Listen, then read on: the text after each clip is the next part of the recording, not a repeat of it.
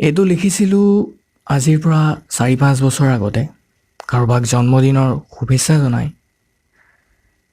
আশা কৰোঁ আপোনালোকে ভাল পাব।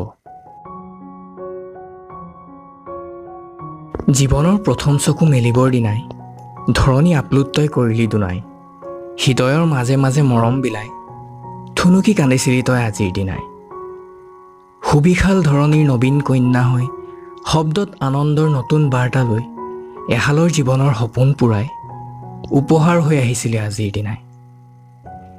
মাৰ মুখৰ সেই মিচিকি হাঁহিটি হৈ দেউতাৰ চেনেহৰ আলাসৰ লাৰু হৈ এখোজ দুখোজকৈ জীৱন গঢ়াই যাত্ৰা তই কৰিছিলি আজিৰ দিনাই। শলিতাবিহীন হোৱা এগছি চাকিত গৈ শলিতাৰ দৰে আজি পুনৰ জ্বলিবলৈ আধৰুৱা কলিটিৰ জীৱন পূৰাই ঈশ্বৰে সজিলে তোক আজিৰ দিনাই। আশা কৰোঁ আজি এই পবিত্ৰ দিনত নৱবৰ্ষৰ প্ৰতিটো ক্ষণত সকলো সপোন তোৰ হ'ব পূৰণ, সুখ সমৃদ্ধিৰে হ'ব নদন বদন।